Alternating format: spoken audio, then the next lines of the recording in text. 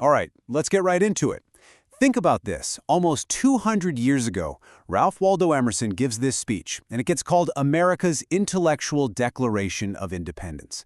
It's titled The American Scholar, and honestly, it's one of the most powerful guides ever written for breaking free from the crowd and really, truly thinking for yourself. Emerson just jumps right in with this incredible image. He's looking around and he sees society carving people up, reducing them to just their jobs, just their roles. It's like you're not a whole person anymore. You're just a function. You're a finger, a neck, an elbow. You've been completely disconnected from the whole. So we're going to walk through Emerson's diagnosis of this problem and, more importantly, his cure. We'll cover his ideal thinker, what he calls the 3 great influences on the mind, the big dangers he saw in books, the duties of a real scholar, and then his final vision for a whole nation of thinkers. Okay, first up, let's dig a little deeper into this problem Emerson saw. He really believed that society was becoming dangerously fragmented, and that it was fragmenting us right along with it. He starts with this idea of the one man. This is his term for the ideal unified human being, someone who embodies all of humanity's potential. You can think of it as our original, complete self, just full of possibility. But then, society gets a hold of us, right? And we get divided up into our jobs. The farmer isn't a man on a farm anymore. He's just the farmer. The professor isn't a person who teaches. She's just the professor. We lose that sense of wholeness and become, like he said, amputated limbs. So if that's the problem, what's the solution? How do we reattach these limbs and become whole again? Well, Emerson's big idea isn't about creating some new job title. It's about a whole new way of being for every single one of us. He calls this ideal man thinking.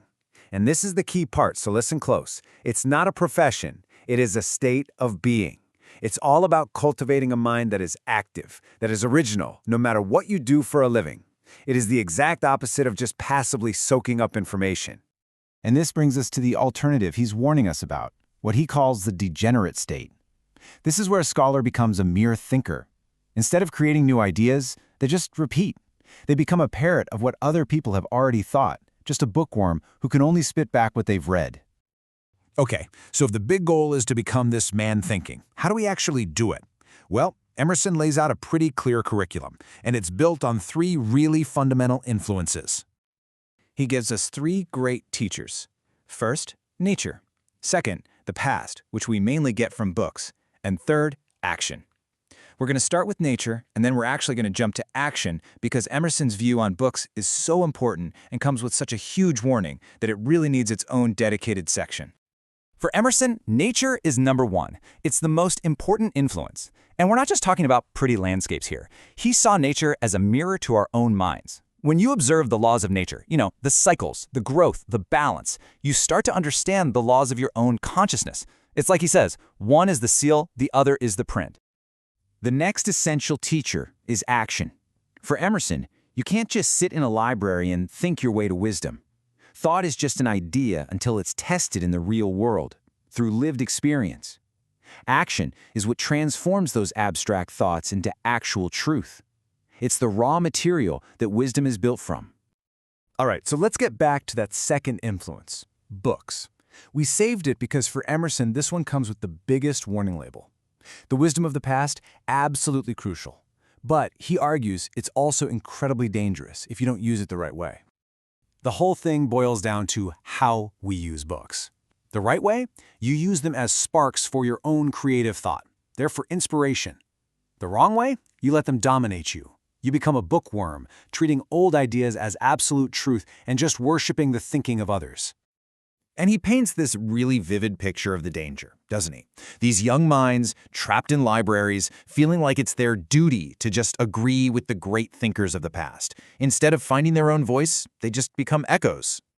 And this is because, for Emerson, the ultimate goal is the active soul. He truly believed that every single person has a unique genius inside of them.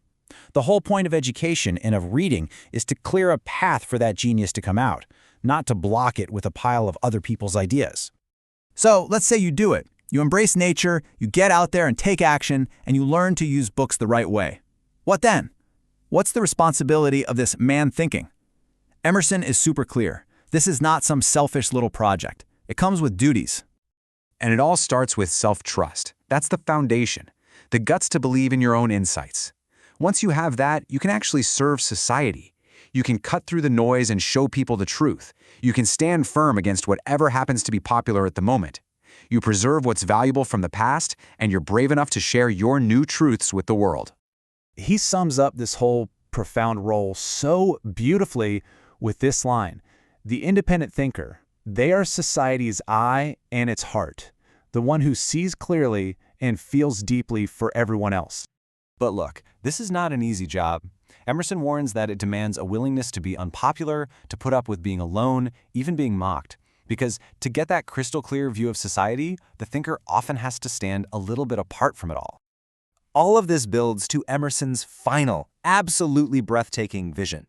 He wasn't just talking to a few students in a room, he was speaking to the entire country, and really, to the future. So you might be wondering, what's the point of all this? What's the end game for creating a society full of free thinkers? And here it is.